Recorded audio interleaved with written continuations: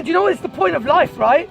That every day in life you've got two options, okay? You can build fences or you can build bridges. But the thing is that the fences you build will only lead to loneliness and stagnation. But the bridges you build is about brotherhood, about trust, and about friendship. I've really enjoyed myself. I've learned to do things that I didn't know I could do. And I've toned up somewhat.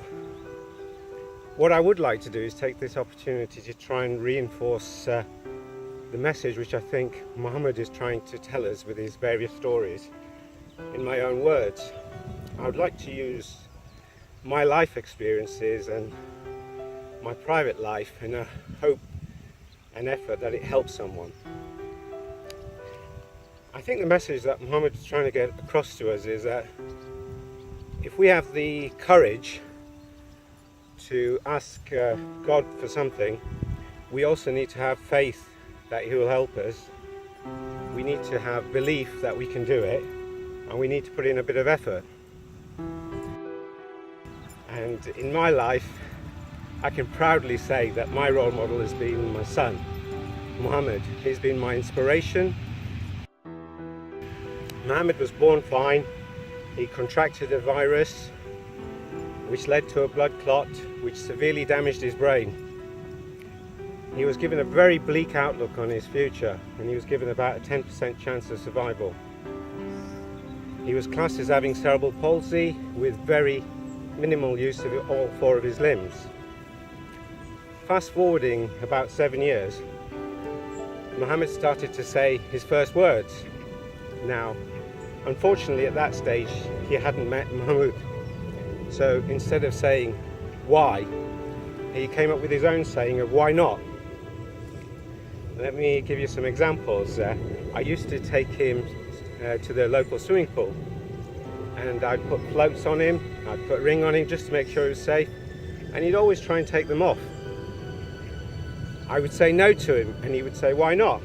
About 2 years further down the line, Mohammed managed to swim 2 lengths, that's about 50 meters, all on his own in a pool in front of a very large crowd with the Mayor of Watford present.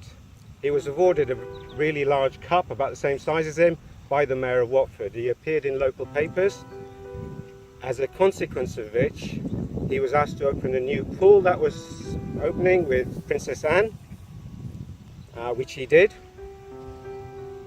Coming back to Princess Anne, I told Mohammed about Princess Anne and how she was into horse riding, and he wanted to go horse riding. And as soon as I said no, he came up with why not. The boy managed to ride a horse 2 years down the line at a horse riding event. He was presented with a rosette by none other than Princess Anne herself. I said to Mohammed, look, you know nothing about sailing. I know nothing about sailing. You can't do this. And he came back with why not. So I went straight to the local sailing club. I started taking Mohammed sailing. For a couple of years he was happy. And then one day he said to me, I want to go out on my own now. I don't want to go with you. I said to him, well, that's going to be difficult. They did that, and he started sailing on his own. A couple of years went by, he was happy sailing on his own. And then one day, on a nice summer's day, there was no wind. And he was just stationary in the middle of the lake, and someone went past in a kayak. He said to me, I want to go on a kayak now, I don't want to sail anymore.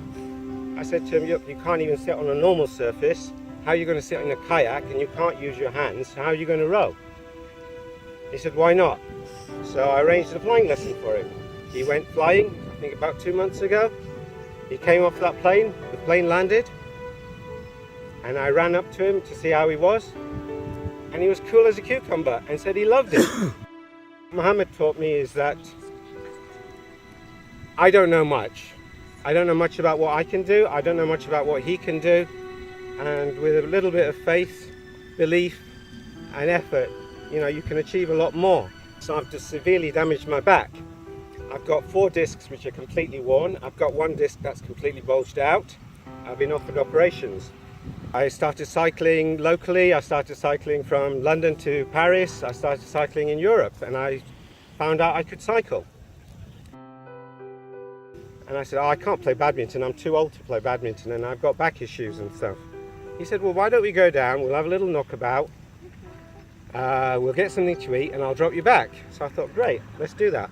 So I went, I played, I really enjoyed it, and I've been playing badminton for over a year.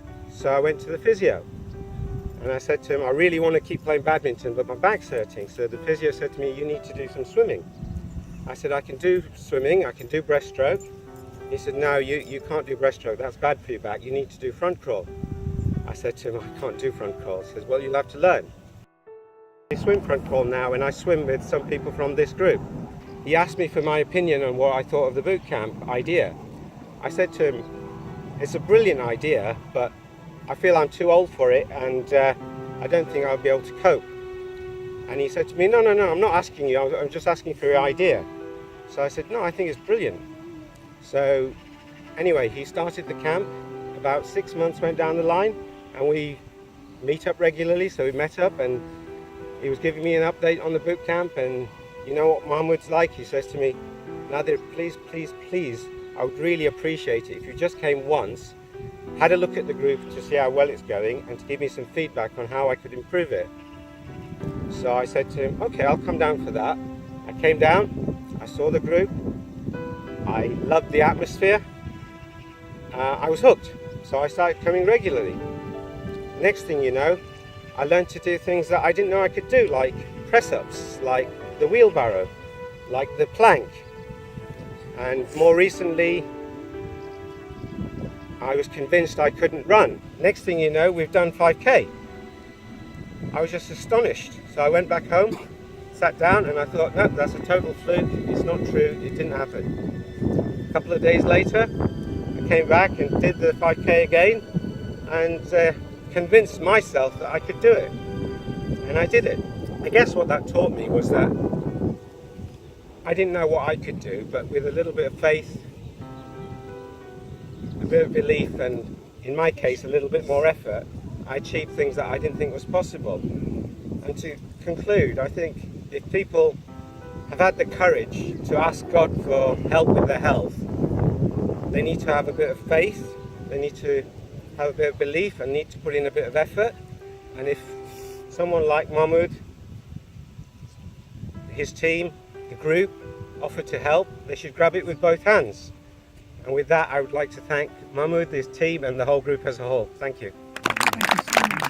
You've always said, how am I going to do it? And then you smash it, the run, you know, everything, the run, the cycling, everything you do, yeah, you just managed to smash it. You know, your back pain's gone, everything's, you know, you've done so well, okay? So thanks for being an inspiration to all of us. There were two farmers once who were brothers, okay? And they had farms on different pieces of land. And then between them, there was a meadow. And for years and years, they worked really well. They used to share everything. They used to share the diggers. They used to share the equipment. Okay, they used to share all the goods. And one day something happened and they argued. And that little argument, like happens sometimes, right, turned into a bigger argument. And it got left, then turned into even a bigger argument. And all of a sudden, they stopped talking. And for 40 years, they had never had an argument. And now that's an argument which stopped them talking. Years went on. And all of a sudden, one day, there was a knock at the older brother's door. When the older brother opened the door, there was a carpenter there, okay, with his box of tools. And he goes, I'm looking for some work. Do you have any work for me? And the older brother goes, hold on, yes, I've got some work for you. And he goes, you see that farm, okay, across over there? That's my neighbor. He goes, no, actually it's my brother. But he goes, a week ago, what he did is we had a meadow between us. He got the digger out, he tried to get one above me, and he crushed the meadow. So now we've got a creek between us. And he goes, he thinks he's got one over me, I want to get one over him. I want you to build an 8-foot wall, okay, around my farm so he can't see me and so that I can't see him. The carpenter said, you want me to do that? He goes, yeah. He goes, I need 2 things from you. I need some tools, I need your digger. He goes, that's fine, take it. So there you go. So the older brother went out to work. He said, I'll come back at sunset. Sunset came and then he came back. And he was astonished to see what the carpenter had built. Rather than building a wall, the carpenter built a bridge across the creek. He was about to shout at him. But as he was about to shout at him, he saw his younger brother walking across the bridge with his hand out. So the older brother walked across the bridge. he shook his younger brother's hand. And the younger brother said, despite everything I've done, how bad I've been, you've actually built a bridge, okay? Uniting both of us together. He goes, thank you. And he shook his hand. The carpenter then turned around and said, you know what?